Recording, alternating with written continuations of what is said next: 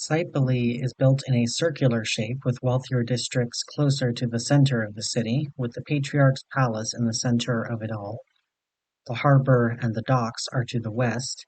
The eastern quarter of the city is where the Temple to War was built. The eastern quarter is the most ancient part of the city that had numerous moats, walls, and fortifications for keeping out deadly dinosaurs and enemy forces. This quarter was traditionally connected to the rest of the city through a wooden bridge that could easily be set aflame for keeping out enemies. In this day and age, however, the wooden bridge was replaced with a stone temple that connects the eastern quarter to the rest of the city, but was once a bridge designed to be cut off in times of conflict, became the new Temple of War. This is different from the original placement of the Temple of War on the most eastern point of Psipolis.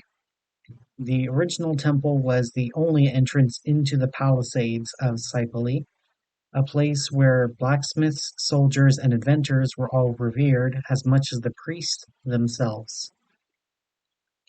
Now, however, with the construction of the new temple, the eastern quarter of the city has fallen into disrepair with the new temple and the retirement of most of Psipolis' military.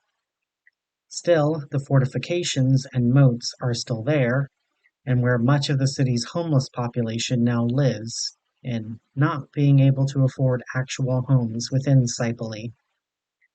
A lot of the homeless of Psipolis were veterans of the Stromer Unification, loyal soldiers who were the reason that Matzo was the patriarch of the continent. No more war to fight meant no more wages for the soldiers. Some managed to retire or were awarded land, especially if you were an officer. Everyone else was left with practically nothing, cared for by the priests and acolytes of the Temple of War.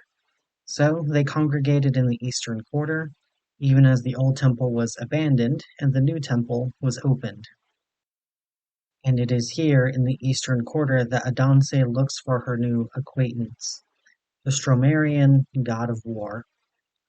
The new temple was built to be a beautiful place of mosaic, painting, and sculpture, where the glories of war are a distant past, with the only warriors captured in art. Those who lived to fight it, on the other hand, are considered too hideous to be let in, lest they spoil the temple's blemishless beauty. Adansi stood in the line to the Temple of War. From where she stood, she can see mosaics on the ground showing scenes of warriors wrestling dinosaurs. There are sculptures of faceless, flawless fighters who are not meant to resemble anyone specific, but to represent everyone. The temple itself is built on plunging columns and cantilevers over a plunging chasm that separates the rest of Psipolis from the mainland. The edges of where the chasm meets the ocean are guarded by sharp rocks and impassable cliffs to keep the ocean out. The temple is constructed from red stone, meant to invoke the feeling of blood and passion, but in Adansi's eyes only reminded her of red chalk. The doors of the temple were constructed from heavy redwood and had golden handles, as people walked inside to enter. Here, at this entrance, people pay to go inside as well, but here Adansi did so well, without complaint. She had to go through the temple to get to the eastern quarter of the city. Could she simply have appeared there? Yes, but there is something fun about exploring the wood on foot or by human means. It meant that she saw the world through unfamiliar eyes, and she got to hold it with unfamiliar hands. The Temple of War had massive braziers inside with paintings behind showing a blacksmith at an anvil, and in the southern wall of the temple there was stained glass that showed Knich's light onto the priest, who spoke of the glory and beauty of war, but his eyes were not the eyes of someone who knew of war. His hands were not the calloused hands of one who worked, or even those who read, and the way he spoke was with the voice of someone who spoke, but never listened. He wore gold on his wrists, neck, and ears, gold he would not need to mine himself, gold he wouldn't need to smith himself, objects he did not make, he did not pay for, and yet he still wore, as a sign of power and prestige. Leaving it made him more serious as a priest. And yet Adanse's eyes could not help but notice that his skin had bits of grain where the jewelry hung from his body. War is the great unifier. In war there is no politics. In war there are no divisions. In war there is only you and the enemy. In war there is only the rush of battle. In war there is only serenity. In war there is only black and white. In war there are no shades of gray. In war we have pride. It is in war we should trust. It is in war we should seek. It is in war we have strength, the priest said as Adansi couldn't help but giggle at his words. Why do you laugh? Are you a non-believer? Do you not see the beauty in war around you? War built this place, the smith yelled, and Adansi only laughed further. War did not build this place. People built this place. You weren't at war when this temple was built. The last war fought was when you were too young to fight. Did anyone here today even fight in a war? Adansi asked the crowd, who was silent and in awe of this child who dared to talk back to a priest. You dare? I am the head priest of Ogunn, the god of war. I know war. I know war better than any warrior, than any soldier. I am Ogunn's voice, and I can be Ogunn's wrath, the priest said as Adansi tilted her head to examine his words. You know war better than any warrior? So you claim to know war better than the patriarch, Adansi said, which brought the attention of the guards. Even if the guards are here to guard the temple, ultimately it's the patriarch that pays them, and a priest that forgets himself was on the fast track to lose his head. Well, no, not better than the patriarch, but better than anyone else, the priest said, as Adansi smiled. You do not know war better than who you follow, and the last time you were in a fight, you were 10 years old and you lost that fight. You had a broken tooth and you can still see that broken tooth, Adansi said as the priest lifted his hand to his mouth when he realized his missing tooth was not visible. What are you, demon? And what brings you to this holy place? The priest said, lifting his iron amulet, which resembled the tooth of a Suchomimus, as he held it out to Adansi, like it would keep her away. Instead of being repulsed by it, she laughed as she approached the priest, who stepped back and fell as he tried to crawl away from the little girl. Iron, huh? Not my favorite metal. It's like my mother used to say. I don't deal in copper and iron. I deal in gold and silver, she said as the priest threw his amulet at Adansi, who caught the amulet, and when nothing happened to her, she turned to the crowd as she showed everyone the amulet. He tells you Ogunn is war. Ogunn is also a blacksmith. He is also a guardian. He is also a mediator. He is also a craftsman. He is also a Suchomimus. He is also Cave Canem. You would throw all of that away in the name of war? Then you don't understand him.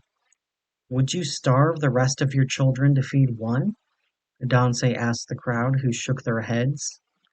Even the guards were listening. So Adansi continued to speak. Being listened to as a god was hard. Being listened to as a little girl was even harder. That being said, she knew that she was being heard. Your priest talks of war, yet he knows not how to struggle. He speaks for a craftsman, and yet he knows not how to craft. He speaks for an inventor when he knows not how to invent. He wears jewelry he did not make, he did not pay for, and yet he treats it as his right. You don't ask an idiot for their advice, so why do you listen to this one? Where are the blacksmiths in this temple? Where are the soldiers? Where do those who fought your battles sleep? Where do those who smelt your iron rest? Where do your inventors go when not inventing? She asked the crowd, who turned their eyes to the doors that are rarely opened. The doors that led to the eastern quarter weren't allowed to be open. You say you speak for them, and yet you lock them out. I do not presume to speak for all children, and yet I have stronger ties to such a claim, just by being a child, than you do by speaking for Ogunn, Adansi stated to the priest, who finally faced her. Looking up at Adansi with anger in his eyes as his grip tightened around an axe he used in his ceremonies. Another symbol of Ogunn as he slashed the axe at the young girl on his temple's holy ground. The priest, even, felt powerful as the blade plunged into the young girl's neck. He felt years of anger, righteous revenge, and pure hatred in that strike as he cut the blade through her throat and her spine. He remembers being confused by the odd popping noise of air escaping her trachea, the way the blood didn't gush out, but slowly oozed out of her neck as the girl's head fell backwards, her eyes making eye contact with him as her head fell backwards. Her expression wasn't anger, it wasn't sadness, it wasn't even pain. Even just saw her head fell backwards. She looked disappointed more than anything. Somehow that was worse than the idea of her screaming or crying at that strike, and even noticed as he realized the blood that dripped onto the temple floor and on his axe wasn't normal blood. It was golden, and even as he tried to wipe the blood off the blade, where the blood touched, it remained stained gold. Under normal circumstances, harming Adansi on the holy ground of another god made things difficult for her to reform and heal. It was a conflict of interest, and she would normally need that god's permission to heal on their holy ground. Except here, the ground wasn't holy. The priest did not believe, not truly at least, and the axe was just an axe. It was no different than cutting off the head of a girl inside a building of red stone. Adansi's head flopped to her back as the cut did not go all of the way through, and her spine was still attached, so she was now facing the crowd with her head, as her body faced the priest. Even with her head upside down, she smiled towards the crowd as she spoke.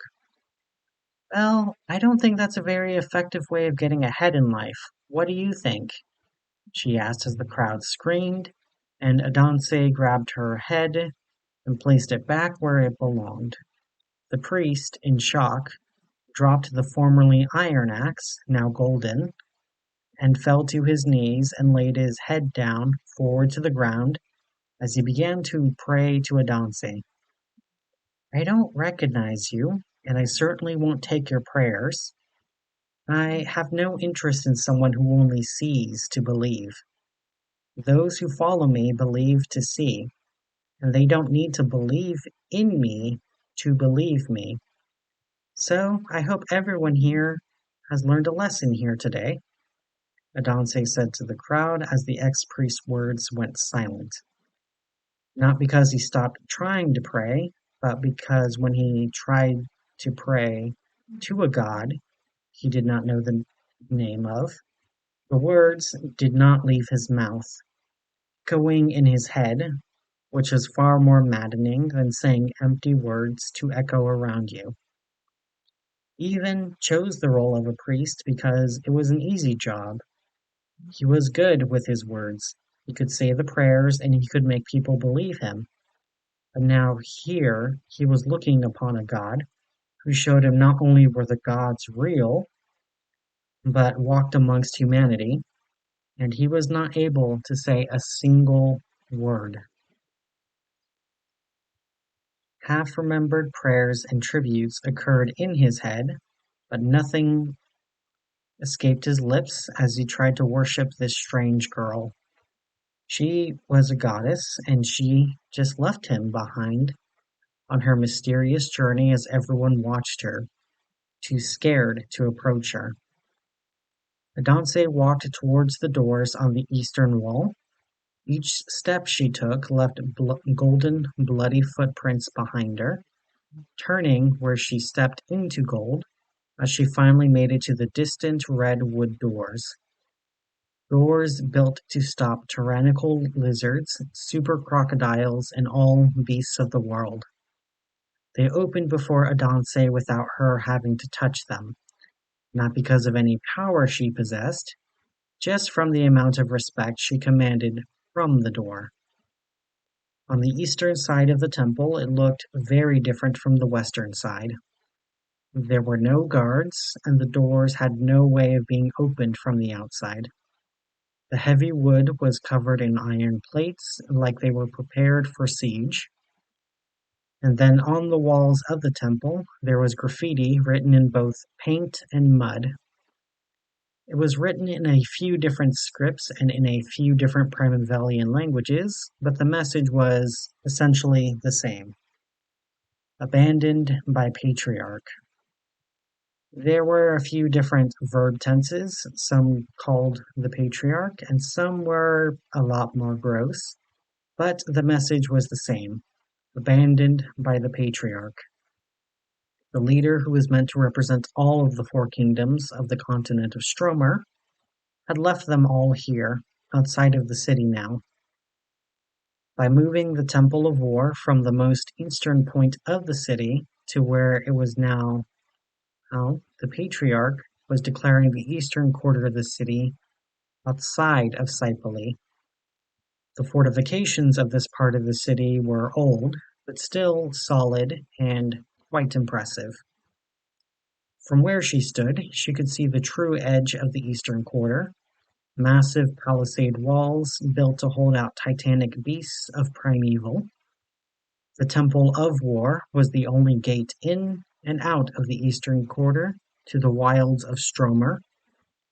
Constructed from iron and concrete, the temple was durable and offered physical safety in addition to spiritual safety. And the Temple of War was connected to the trenches that made up the rest of the eastern quarter. The trench walls and grounds were once upon a time made from wood, dirt, blood, and spit. In times of peace, they were reinforced and then replaced with cement that was mixed with seawater. On Earth, they called it opus cementium. On Primeval, it was simply called sea clay, because it could be shaped into almost anything and it got stronger as it cured and aged. Some of the trenches had crude wooden ceilings that offered protection from Knich's wrath and some protection from the rain. As Adansi traveled through the maze-like trenches, the further from the temple she traveled, the more hospitable the trenches felt. What were once wooden planks laid over the top of the trenches to offer some protection became shelters built at the dead ends. Most of them had one or two people, a few had entire families, and as Adansi got closer to the Temple of War, there were a few homes built out of wooden planks. Groups of shelters and people formed around the wells that were dug in the trenches. Once an ancient means of making sure the soldiers had water during long sieges, now became the lifeblood of the eastern quarter. Adansi also saw old buildings used by the army converted into new use. An old barracks with beds, trunks, and lockers were converted into an orphanage. Crude wording above that marked it as a barracks was painted over with even cruder lettering, marking it as Ogunn's Orphanage, spelling it a little differently from how Adansi thought of the name. The crude lettering wasn't Adansi being mean to the lettering, it was how writing systems worked in places like Stromer. No printing press, no real standardization of letters except maybe for government or religious documents, meant that people did the best with their lettering and their spelling, but it could lead to wildly different spellings. The orphanage was empty at this time. If Adanse was to guess, they were probably at school or something similar right now. Still, Adanse couldn't help but give a few gifts on her way to the old temple. She reached into her pockets to pull out little gifts and trinkets to leave on the beds and trunks. Little things that wouldn't attract the wrong kind of attention, but also little things that wouldn't feel little to the ones who got them. Part of her nature is not understanding where the things came from when she took them out of her pockets, but knowing that it was needed. A trick she may have learned from a good saint or from a creeping Krampus. One child was left a stylus and a clay tablet to write and record their thoughts on. Another was left a pack of cards with unique designs. Yet another child was left with a stuffed seagull that would bring tears to the child who holds it. And then for the last bed in the barracks, there was only a knife of tempered iron within a sheath of Suchomimus leather. A gift for a grown child, but a gift nonetheless. Beyond the former barracks turned into an orphanage, Adanse made it to the closest thing that this part of the city had as the town center, where once it was the soldiers' inns for officers, armories for storing weapons, mess halls, and even tents for foot soldiers, was now a village in itself. There was dinosaur meat being roasted over an open fire, an oven that was baking bread against the concrete trench wall, and an old soldier taught children how to read and write during the day.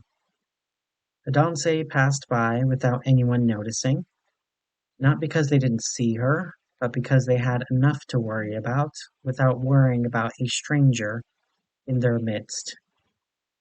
Even among people they've known for years, they're still strangers. A quiet pain that screamed out to Adanse as she passed them all to see the old temple to Ogunn.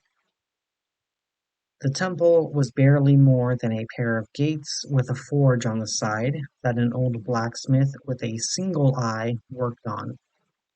Adanse approached the blacksmith, who was hard at work, pounding at an ingot of almost molten iron.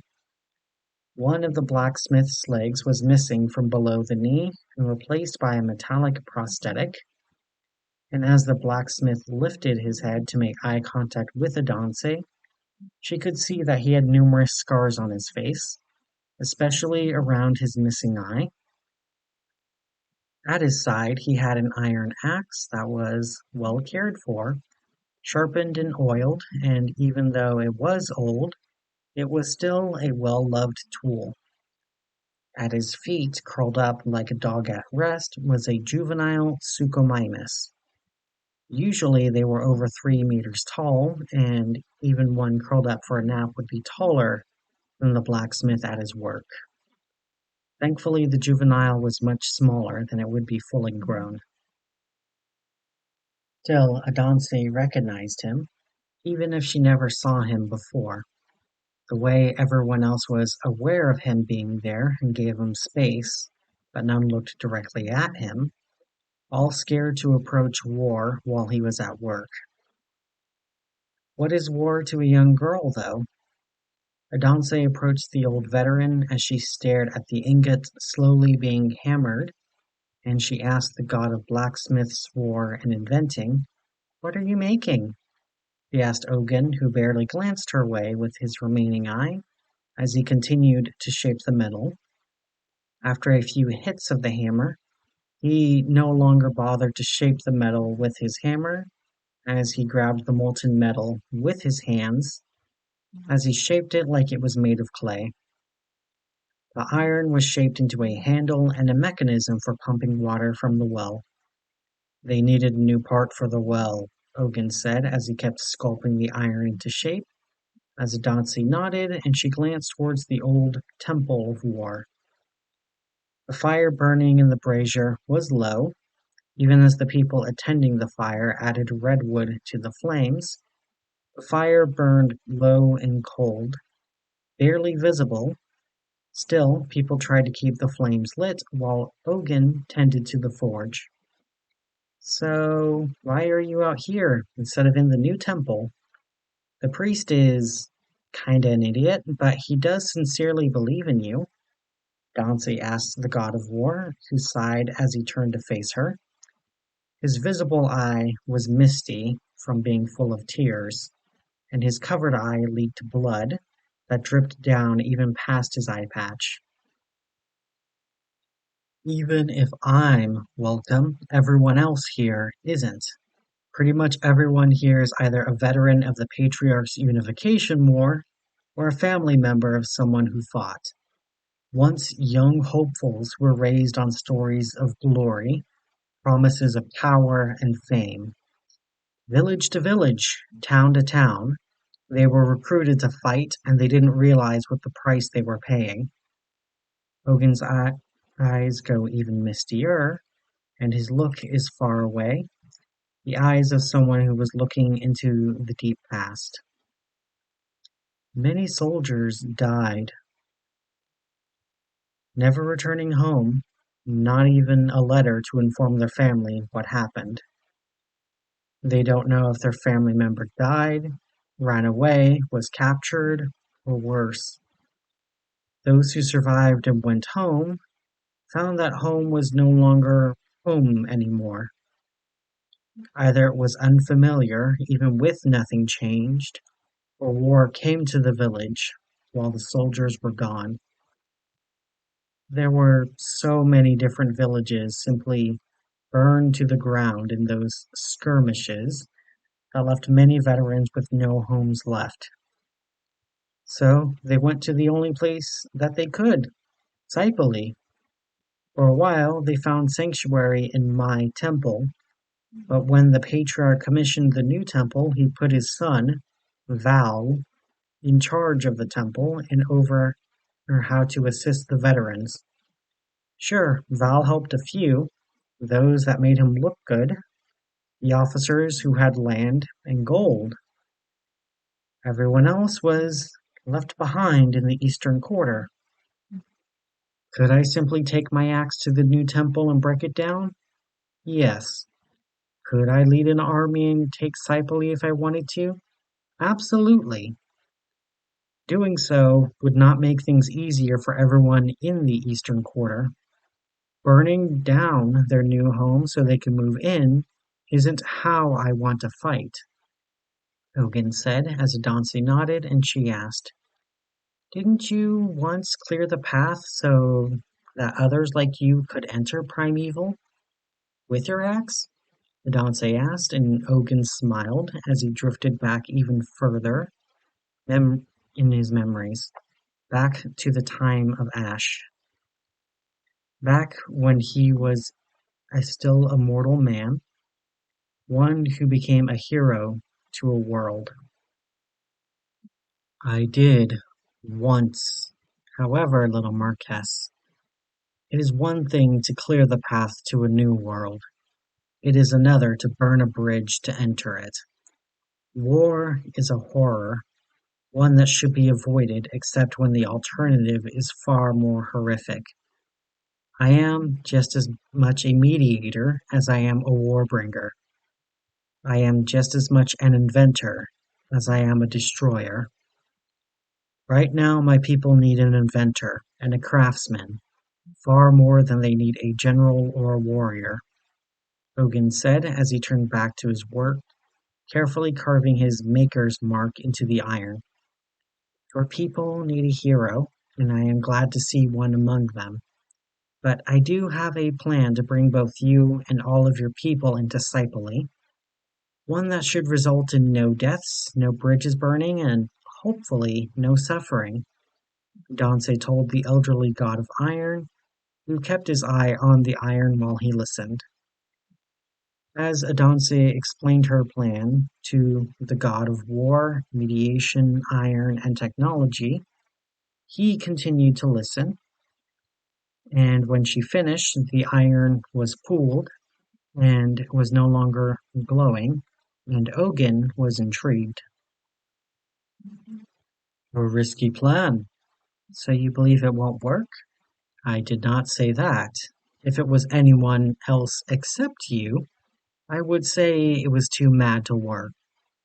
You're mad enough to make it work, though, little goddess, Ogunn said as he looked over the people of the Eastern Quarter. His people. The people who were used and left behind. They were promised salvation before. They couldn't be given another empty promise, and they also couldn't go another day without hope. Do I have your oath? Ogunn asked, holding up an iron ingot he had not forged yet. Dante nodded and leaned in close to leave a kiss on the iron ingot. An oath made to Ogunn. Back home, some people swear on holy books, shake hands, or make marks on paper to show their oaths. Here, kissing iron was the way of showing an oath made to Ogunn. I will inform my people of your plan. Love lives somewhere in the northern quarter. I am not certain where, but you'll know she's there, Ogunn said as Adansi nodded, and she made her way to the northern quarter, and Ogunn prepared to explain the plan to the people of the eastern quarter.